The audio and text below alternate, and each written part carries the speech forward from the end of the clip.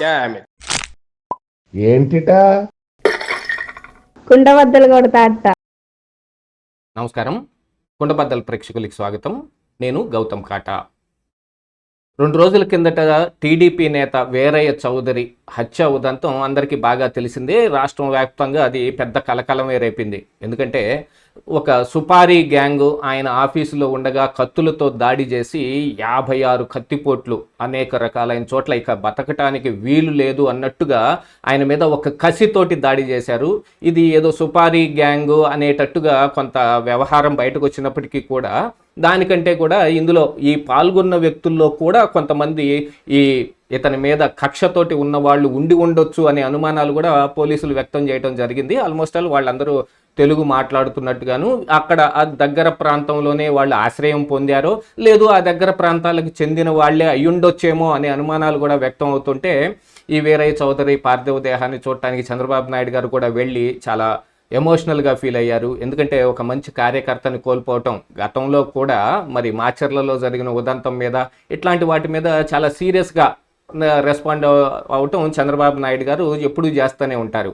ఇప్పుడు జరిగిన ఈ ఉదంతం ఎందుకంటే వీళ్ళే అధికారంలో ఉండి ఒక ముఖ్య నేతను కోల్పోయారు అని అంటే, అందున ఆయన పైన దాడి హత్య లాంటివి జరిగాయి అని అంటే మరి ప్రభుత్వానికి కళంకం రావటం, లేకపోతే టీడీపీ కూడా అసలు ఏం జరుగుతుంది మన ప్రభుత్వంలో అని వాళ్ళకు కూడా ఒక ఉలికిపాటు రావటం జరుగుతుంది కదా.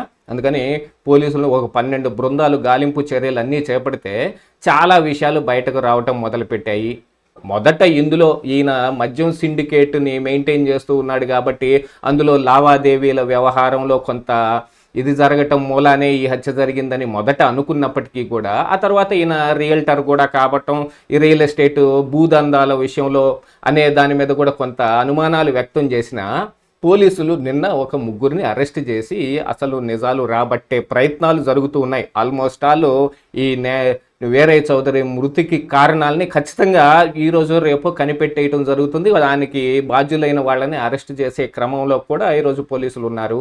చాలా విషయాలు బయటకు రానప్పటికీ ఈ 3గురి అరెస్ట్ తోటి, ఎందుకంటే ఈ వీరయ్య చౌదరి మరణానంతరం ఒక నాగులపాడుకి చెందిన ఒక వైఎస్ఆర్ కాంగ్రెస్ పార్టీ నేత ఈ గతంలో అక్కడ రేషన్ బియ్యం ఈ వ్యవహారం దందా నడుపుతుంటే దాన్ని పట్టించడంలో ఈ వీరయ్య చౌదరి ముందుండటం, దాని తర్వాత ఆ వైకాపా నేత ఆయన టీడీపీలోకి వచ్చే ప్రయత్నాలు చేస్తూ ఉంటే వీరయ్య చౌదరి గట్టిగా అడ్డుకుని వాళ్ళని రాకుండా చేశాడు. అంటే ఇలాంటి వాళ్ళందరినీ కట్టుదిట్టం చేసేసి తన ప్రాపకం గట్టిగా ఉంచుకునే ప్రయత్నం మరి ఏ నేత అయినా చేస్తాడు. మరి అలా ఉండబట్టే కదా ఈరోజు చంద్రబాబు నాయుడు గారితో కానీ లేదు ముఖ్య అధినేతలు అసలు లోకేష్ తోటి చాలా మంచి అనుబంధం ఉంది అనేది కూడా చాలా రకాలైన వార్తలు బయటకు వస్తూ ఉన్నాయి. ఇలాంటి ఈ సమయంలో ఈయన హత్య జరిగింది, ఒక 4గురు విచక్షణారహితంగా దాడి చేసి చంపేశారు అని అంటే మరి ప్రభుత్వం కూడా మిన్నకు ఊరుకోదు కదా. వాళ్ళని పట్టే క్రమంలో ఒక 3గురి అరెస్టు నిన్న జరిగింది. ఈ వైకాపా నేతకు సంబంధించిన టెలిఫోన్ని ట్యాప్ చేయటం ద్వారా ఆయన సిగ్నల్ని ఎక్కడెక్కడ ఉంది అనేది కనిపెట్టడం ద్వారా అసలైన విషయం కూడా ఒకటి బయటకు వచ్చింది. ఈ హత్య జరిగిన దగ్గర నుంచి ఆయన అబ్స్కాండ్లో ఉన్నాడు. అది ఆయన అబ్స్కాండ్లో తిరుగుతూ ఎవరో ఒక రైస్ మిల్లర్ దగ్గరికి వెళ్ళి కొంత పెద్ద మొత్తంలోనే నగదు ఆయన దగ్గర తీసుకుని అక్కడి నుంచి జంప్ అయిపోయినట్టుగాను, ఆ తర్వాత ఆయన సిగ్నల్ ఆధారంగా ఎక్కడెక్కడికి తిరిగాడు అనేది వెరిఫై చేస్తే ఒక 5-6గురిని కలిసినట్టుగా కూడా సమాచారం పోలీసుల వద్ద ఉంది. అందులో మెయిన్ 3గురిని, ఒక అమీర్ అనే వ్యక్తిని, పరిటాల గోపి అనే వ్యక్తిని, అశోక్ కుమార్ అనే వ్యక్తిని అరెస్ట్ కూడా చేసేనట్టుగా ఇప్పుడు సమాచారం బయటకు వస్తుంది. వీళ్ళందరితో పాటుగా వీళ్ళందరూ పొన్నూరుకి చెందిన వాళ్ళు అని అంటూ ఉంటే మరి ఇక ఆ దగ్గరకు ఈ నాగులపాడుకి దగ్గరలోని హత్య జరిగిన ప్రాంతానికి దగ్గరలో ఉన్న వ్యక్తులేననే అనుమానం కూడా బలపడుతూ ఉంది. అంటే ఇంకా దానికి ఎవరు కారణం అయి ఉండొచ్చు అని అంటే ఖచ్చితంగా వైఎస్ఆర్ కాంగ్రెస్ పార్టీ నేత అనే అన్ని వేళ్ళు చూపిస్తూ ఉన్నాయి. కానీ పోలీసులు ఖచ్చితమైన ఆధారాలు సంపాదించడానికి ఇంకా ఆయన్ని వేటాడే పనిలో ఉన్నారు. ఇప్పుడు ఆయన దొరికితే తప్ప చాలా విషయాలు బయటకు రావు. కానీ దీనికి ఉంటే ముందుగా అసలు ఏం జరిగింది అనే విషయం మొత్తాన్ని ఈ 3గురు ఎవరైతే అరెస్ట్ చేశారో ఆ 3గురి దగ్గర నుంచి రాబట్టే ప్రయత్నంలో పోలీసులు కూడా ఉన్నారు. ఇక ఈ మద్యం సిండికేటు అనేది కానీ లేకపోతే ఈ భూదందాలు అనేదాని కానీ ఇక రేషన్ మాఫియా అనేదాని కానీ యాక్చువల్గా ఈ జరిగిన ఉదంతం కొంచెం అవాంఛనీయమైనప్పటికీ కూడా ఈ పాల్గొన్న ఈ చనిపోయిన వీరయ్య చౌదరి కూడా ఇందులో గట్టిగా ఈ వ్యవహారాల్లో పాల్గొని ఈయన చాలామంది వైఎస్ఆర్ కాంగ్రెస్ పార్టీ నేతలకు కావచ్చు, టీడీపీలోనే వేరే వర్గం వాళ్ళు కూడా ఉన్నారు, వాళ్ళకు కూడా గట్టి రిటార్ట్ ఇవ్వటం, ఈ మండలంలో ఆయన గట్టి స్థానాన్ని సంపాదించటం. నిన్న చంద్రబాబు నాయుడు కూడా చెప్పారు, ఇక్కడ ఈ మండలంలో 10,000 మెజార్టీ తేవటం వెనక వీరయ్య చౌదరి హస్తం బాగా మెండుగా ఉంది అని అంటే ఇంకా ఆయన ఏ రీతిలో పనిచేసి ఉంటాడు, ఎంత ఖర్చు పెట్టుండే అవకాశం ఉంటుంది, వాటన్నిటిని మరి ఎక్కడి నుంచి సంపాదిస్తారు అనేది కూడా ఇక్కడ మనం ఒకసారి జ్ఞప్తికి తెచ్చుకోవాలి.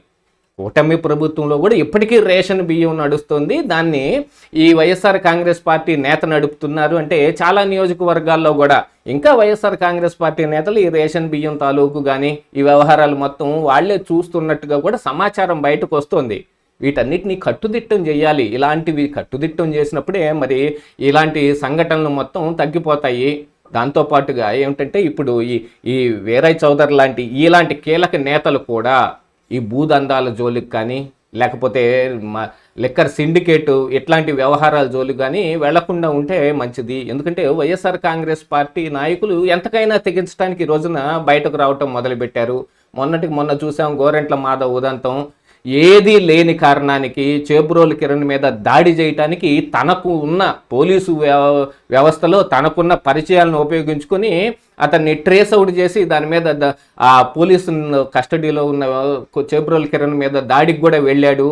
దాంతోపాటుగా అంతర్గత పోరు వస్తుంది అని జగన్మోహన్ రెడ్డి మాట్లాడుతూ ఉన్నాడు, గోరంట్ల మాధవ్ మాట్లాడుతూ ఉన్నారు. అని అంటే ఇలాంటి వ్యవహారాల మొత్తంలో ఈ నాయకులు పాల్గొనే అవకాశం ఉందా లేదా అనేది కూడా ఆలోచించుకోవాలి ఇక్కడ. అందుకని వాటన్నిటిని కట్టుదిట్టం చేయాల్సిన పని ఈ రోజున టీడీపీ పార్టీ మీద ఉంది. టీడీపీ ఈ కార్యకర్తలు ఒకంత అసంతృప్తిగానే ఉన్నారు. వైఎస్ఆర్ కాంగ్రెస్ పార్టీ నాయకుల అరెస్టులు ఇంకా జరగట్లేదు ఏమిటి, వాళ్ళకి కట్టుదిట్టం వాళ్ళ ముకుతాడు వేయటం లేదు ఏమిటి అనే దాంట్లోనే అలా వెయ్యని కారణానికి జోగి రమేష్ లాంటి వాళ్ళు కూడా ఆ రెడ్ బుక్ లేదు, తొక్క బుక్ లేదు అనే దాకా వచ్చారు అని అంటే మరి ఖచ్చితమైన నిర్ణయాలు తీసుకోవాలి. ఎప్పుడు జరగాల్సినవి అప్పుడు జరిగితే ఎక్కడ పెట్టాల్సిన వాత అక్కడ పెడితేనే కదా కీలేరుగా వాత పెట్టాలన్నట్టు ఎక్కడ పెట్టాల్సిన వాత అక్కడ పెడితేనే ఈ నాయకులందరూ మాట వింటారు. ఇలాంటిది రాజకీయాల్లోకి ఇక హత్యా రాజకీయాలు కూడా ఇప్పుడు ఆంధ్రప్రదేశ్ రాష్ట్రంలోకి ఎంటర్ అయిపోతున్నాయి అని అంటే ఒకవైపు మతపరమైన రాజకీయాలకి ప్రయత్నాలు చేస్తున్నాయి కొన్ని పార్టీలు, ఇంకొక వైపు ఈ కులాల మధ్య చిచ్చు పెట్టి విద్వేషాలు రేగొట్టే విధంగా. ఉదాహరణకి మన ప్రవీణ్ పగడాల అంశమే తీసుకోండి, దాంట్లో అసలు ఎక్కడ లేని అనుమానాలని వ్యక్తం చేస్తూ చాలామంది రాజకీయ లబ్ధి కోసం ప్రయత్నం చేస్తూ ఉన్నారు. దాంతోపాటుగా ఇప్పుడు వీరయ్య చౌదరి మరణం, ఇది ఎంత అవాంఛనీయమైన సంఘటన, జాగ్రత్తగా ఉండాల్సిన అవసరం ఉంటుందా లేదా, ఇలాంటి వాటన్నిటికీ కట్టుదిట్టమైన చర్యలు తీసుకుంటే తప్ప ఇలాంటి ఉదంతాలు మళ్ళీ రిపీట్ కాకుండా ఉంటాయనేది కూడా గుర్తుపెట్టుకోవాలి.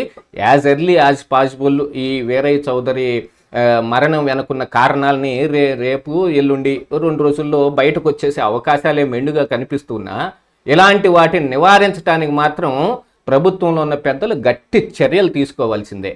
ఇదే ఈరోజు కుండబద్దలు.